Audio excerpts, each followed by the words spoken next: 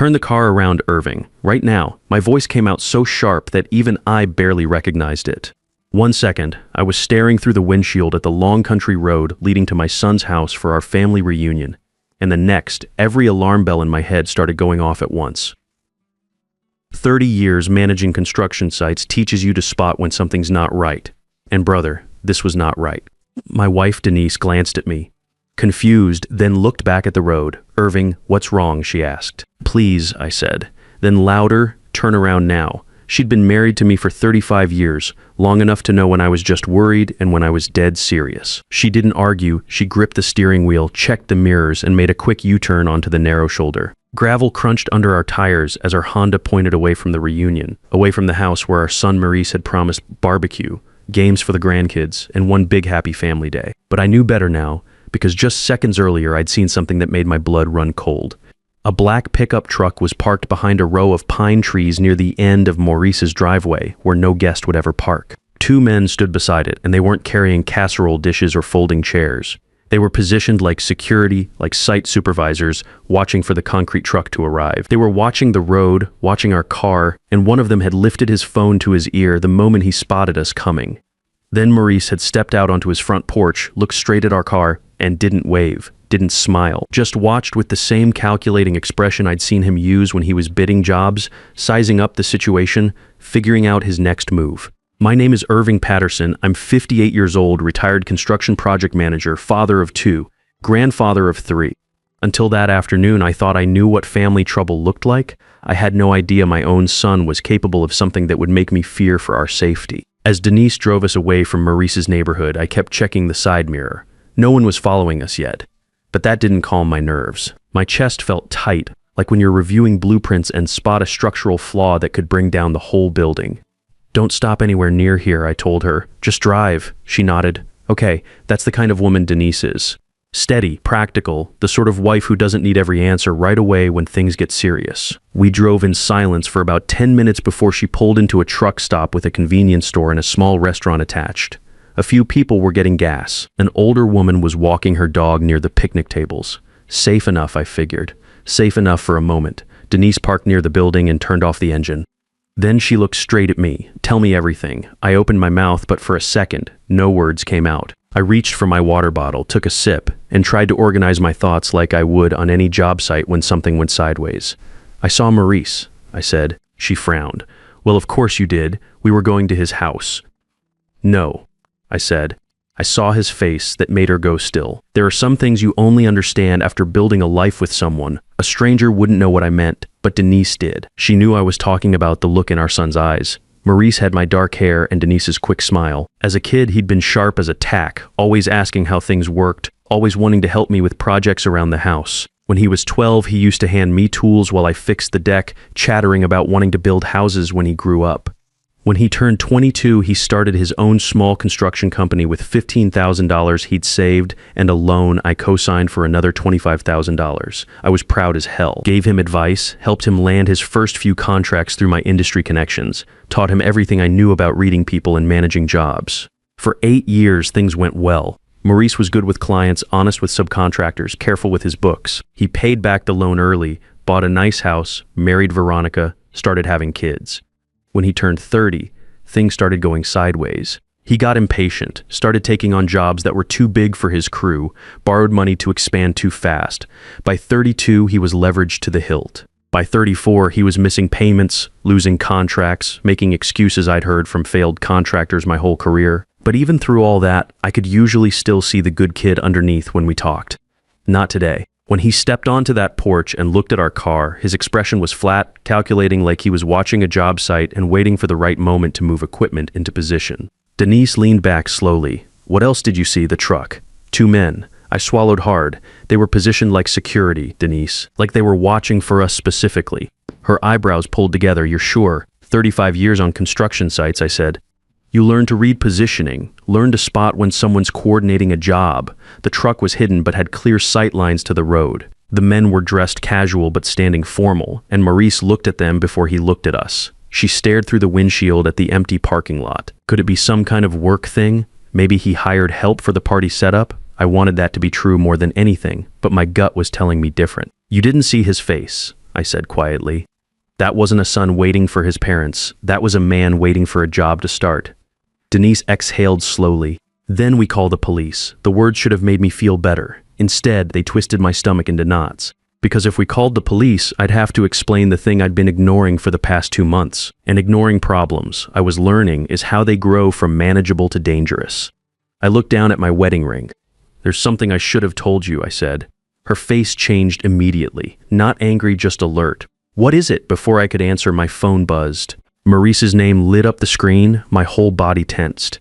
Denise looked at the display, then back at me. You don't have to answer if you don't want to, but I knew I needed to hear his voice. I pressed accept and put it on speaker. Dad. Maurice's voice came out warm, relaxed, almost cheerful. Too cheerful. Where are you guys? Everyone's here waiting. Everyone. That word sent ice through my veins because I was no longer sure who everyone really meant. We had to stop for gas, I said, keeping my voice steady. There was a tiny pause. Tiny, but I caught it. That's weird, he said with a small laugh. Denise filled up this morning before you left. Denise's eyes snapped to mine. Neither of us had mentioned stopping for gas to him. Dad, Maurice said again, you sound tense. Everything okay? I looked at the convenience store window, at my own reflection looking older and more worried than I felt comfortable with. Suddenly, I remembered another phone call, late at night 2 months ago. Maurice talking fast about cash flow problems and pressure from investors and needing to do something big to fix everything. At the time, I'd told myself it was just business stress. Every contractor goes through rough patches. The recession had hit construction hard, and plenty of good companies had folded through no fault of their own. I wanted to believe it was normal. Now I realized I'd heard him clearly the first time, and I'd chosen not to listen. Dad, Maurice said again, and now his tone was sharper. We're all waiting. Clarence and the other kids made you that welcome banner. Clarence, my 14-year-old grandson, Maurice's oldest boy. Sweet kid, always asking about my old construction projects, wanted to be an engineer like his grandpa. The mention of him made my heart clench. We're not coming, I said. The line went dead quiet. Then Maurice's voice came back, different now. Not warm, not casual, careful. Did someone talk to you? My fingers tightened around the phone. Talk to me about what? Another pause. Then the fake cheerfulness returned, but it sounded hollow now, like paint over rust. You're making this weird, Dad. The kids are really excited.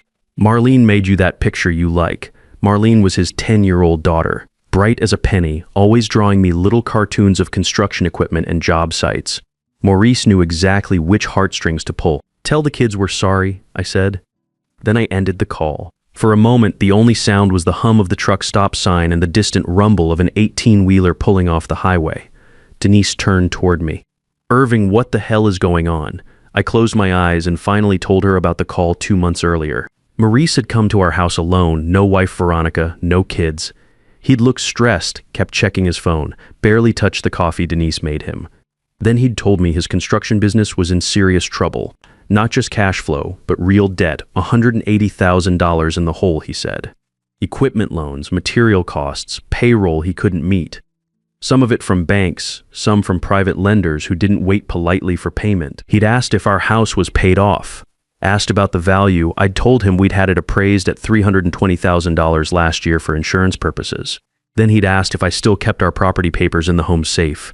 I'd laughed and asked why he needed to know that. He'd laughed too, but it didn't reach his eyes. Said he was just curious about how I organized important documents, maybe wanted to set up something similar. Then he'd asked about our retirement accounts, about the lake property my father had left me, worth maybe $80,000 if we ever sold it, about whether everything was in both my name and Denise's, or if I had sole ownership of anything. At the time, I'd chalked it up to his son getting interested in family financial planning. Maybe thinking about inheritance, estate planning, that kind of thing. Seemed responsible, actually. Now sitting in that truck stop parking lot, every piece clicked into place like a blueprint finally making sense. The sudden reunion invitation after months of barely talking.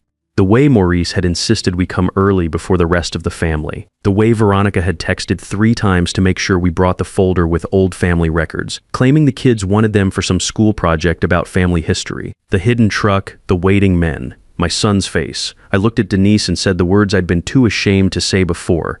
I think Maurice wanted more than a reunion. I think he wanted us alone so he could pressure us into signing something. Property transfer papers, loan collateral agreements, something to get him access to our assets. And I think those men were there to make sure we cooperated if we refused. Denise stared at me, stunned. Before she could respond, my phone buzzed again. This time, it was a text from Veronica. Stop making this harder than it needs to be. Come back now or Maurice will have to handle this differently. My blood turned to ice. Denise read it over my shoulder and her face went pale. Handle it differently, she whispered. What does that mean? At that exact moment, a black pickup truck turned off the highway and rolled slowly into the truck stop parking lot. When the driver's door opened, I saw one of the men from Maurice's driveway step out and look directly at us. That's what it means, I said grimly. Denise saw him too. She didn't scream, didn't panic. She just reached for the car keys and said in a low voice, "Get down." I slid lower in my seat as my phone started ringing again. Through the side window, I watched boots crossing the cracked asphalt, slow and deliberate, like someone who believed they had all the time in the world. The man was tall, broad-shouldered, wearing a brown jacket and a baseball cap pulled low. I couldn't see his whole face, but I didn't need to. This was one of the two men who'd been watching Maurice's driveway like site foremen waiting for the crew to show up. Denise started the engine. The pickup truck stopped 2 spaces away, blocking our easiest exit route. The man lifted one hand like he was greeting old friends, but his smile had all the warmth of a contract negotiation gone bad. He's trying to box us in, I muttered. Denise put the car in reverse. The man's friendly expression disappeared. Then another truck appeared at the parking lot entrance behind us. They've got us trapped, I whispered. Not yet they don't, Denise said grimly. She turned the wheel hard, backed up over the curb, and cut across a patch of grass behind the convenience store. The car bounced so hard I grabbed the door handle. In the mirror, I saw a trash can fly sideways as we clipped it. The black truck roared to life behind us. We shot past the restaurant and onto a side road that ran parallel to the highway. Gravel sprayed from our tires like buckshot.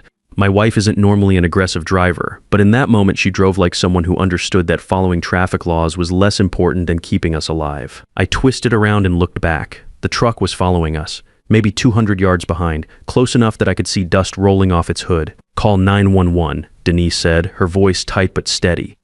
My hands shook as I dialed. The operator answered, calm and professional, and I tried to explain through my racing pulse that we were being followed near County Road 47, that we had reason to believe men were trying to intercept us, that our son's family reunion might have been some kind of setup. Even to my own ears, it sounded crazy.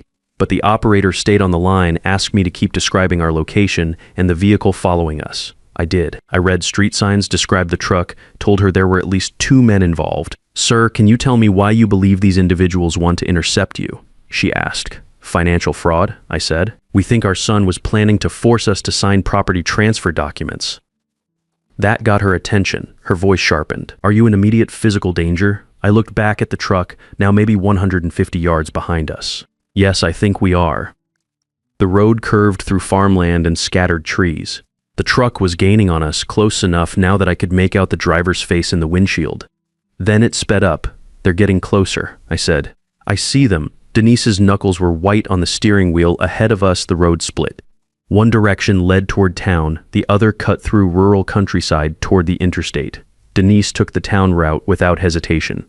The 911 operator said deputies were on the way, but the nearest patrol car was still 8 minutes out.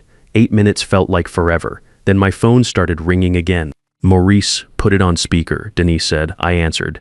Dad, stop this right now, Maurice said, and all pretense was gone from his voice. He sounded desperate, angry, scared. You sent men after us? I said, staring ahead at the road. I sent friends to bring you back before you ruin everything. He snapped. Ruin what? Your plan to rob us? It wasn't supposed to be like this, he said. That hurt worse than if he'd just admitted it outright. Not because it made things better, but because it proved this was all real. Then tell me what it was supposed to be, I said. Maurice's breathing came through the speaker, hard and uneven. In the background, I could hear voices. Veronica saying something sharp. A child laughing somewhere far away. That almost broke me. My grandkids were there near whatever ugly thing their parents had planned. Then Maurice spoke again, quieter now. You were just supposed to sign some papers. Temporary stuff, emergency loan collateral agreements. It was only until I could fix the business mess. What papers? I demanded. Property transfer forms, temporary liens, just enough to satisfy the creditors until I could get back on my feet. Denise made a sound of pure disgust. I felt like I'd been punched in the stomach. You invited us to a family reunion so you could force us to sign away our home as collateral for your debts. It's not just the house, Maurice burst out. You don't understand. I'm drowning here, Dad. These people don't mess around. The bank debt is one thing, but the private money, they want $180,000 plus 2 months of penalty interest. That's another $15,000. And if I don't have it by next week, they're talking about taking everything. The business equipment, the house, they even mentioned coming after family assets. So you thought you'd throw us to them instead. There was silence. Then he said something I'll never forget. You were never going to lose anything if you just cooperated. The papers were temporary. I would have paid everything back once the Miller Boulevard project came through. The word cooperated told me everything. It meant he'd expected resistance. It meant the men weren't just for show. It meant he'd planned for intimidation from the start. I don't know who you are right now, I said quietly. His voice cracked. Dad, please, if you go to the police, I'm finished. Veronica doesn't know about all of it. The kids don't understand. This could destroy the whole family. No, I said, you already did that. I ended the call. We'd reached the outskirts of town now. A gas station, a pharmacy, a few small businesses, normal people going about their Saturday afternoon. The black truck had fallen back, maybe worried about witnesses and security cameras. The 911 operator directed us to pull into the pharmacy parking lot and wait near the entrance. Denise parked under a bright light by the front doors, where anyone inside could see us through the windows. The truck drove past once, slowly, then disappeared down a side street. I sagged back in my seat, feeling like I'd aged 10 years in the past hour. 2 sheriff's vehicles arrived within minutes. The lead deputy was a woman in her 40s with sharp eyes and a no-nonsense manner.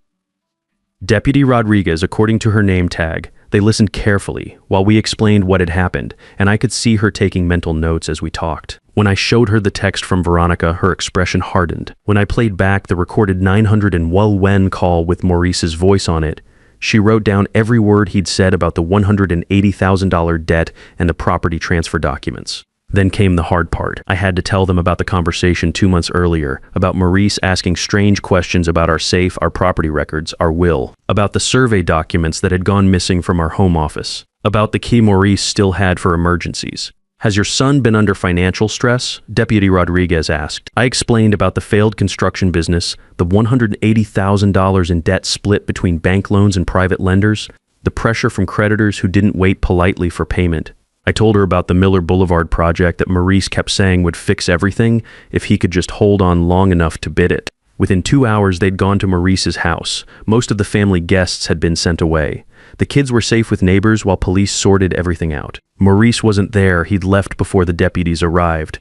But Veronica was, and she had a story about misunderstandings and business associates who were just helping with party setup. However, they found several blank property transfer documents on the dining room table, along with copied records from our home files. One of those papers included what looked like practice attempts at forging my signature, Irving Patterson, written over and over in Maurice's handwriting, getting closer to my actual signature each time. They also found the metal lockbox Maurice had taken from our garage, the one he thought contained the original deed to our $80,000 lake property, the deed that had actually been moved to our bank's safety deposit box 6 years earlier.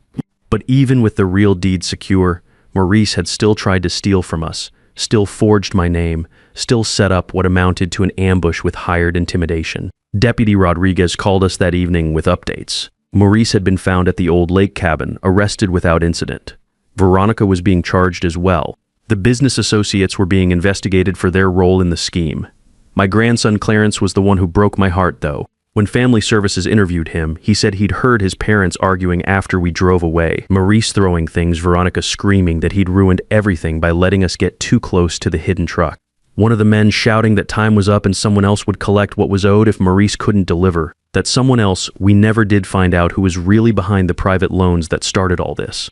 The legal process took months. Maurice eventually pled guilty to attempted fraud, forgery, and conspiracy. He got 18 months in county jail, which felt both too little and too much. Too little for what he'd tried to do to us. Too much for the grandson who'd once helped me build birdhouses in our backyard. Veronica got 6 months and 200 hours of community service. The business associates got their own separate charges for intimidation and conspiracy.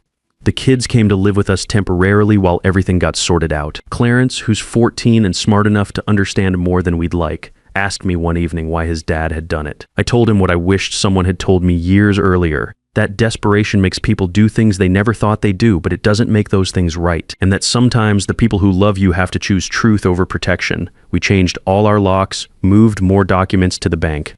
set up new security systems, but the biggest change was in how our family works now. No more lending money without contracts. No more access just in case. No more ignoring warning signs to keep dinner conversation pleasant. A year later, we held a real family reunion. Not at Maurice's old place, obviously, but at our daughter Brenda's house. Simple backyard barbecue, kids running around, normal family chaos. Clarence grilled burgers beside me. He's gotten tall this past year and serious in a way that breaks my heart. But he smiled when little Rodney tried to flip a burger and nearly launched it into the grass. This feels different, Clarence said to me while we watched the family. Better different, I agreed. Maurice wrote me a letter from county jail before his release. Not asking me to save him, that was new. Not blaming Veronica or circumstances or bad luck. That was new too. He wrote that he finally understood that every shortcut he'd taken had been a theft from the future, his own and everyone else's. He wrote that seeing Clarence cry at the police station had broken something in him that should have broken years earlier. I wrote back once. Told him I hoped he'd spend his time inside becoming someone his kids could safely trust again. Told him that being sorry only matters when it grows legs and walks into changed behavior. He's out now, working construction for someone else's company, living in a small apartment, seeing his kids on supervised visits. We don't talk much, but I hear through Brenda that he's doing honest work and paying back what he can. But the kids are doing better. Clarence still lives with us part-time, but he smiles more now, says he likes knowing where everyone stands, even when it's complicated. That's the thing I learned too late, but not too late to pass on. Trust your instincts. When something feels wrong, it usually is. Speak up when you need to, even if it makes things uncomfortable. Silence might keep peace for an hour, but truth can protect a family for years. The day I told Denise to turn the car around, I thought I was just avoiding trouble. I didn't know I was turning our whole family away from one kind of future and toward a harder but cleaner one. I never looked at Maurice the same way again. But because I finally chose truth over silence, I was still there to see my grandchildren grow up in an honest home. And that I've learned is worth more than any peace you can buy with looking the other way. Because a family built on truth might be harder to manage, but it's the only kind that can truly protect the people you love when trouble comes knocking. Sometimes the biggest gift you can give your grandchildren isn't money in the bank or property in their name.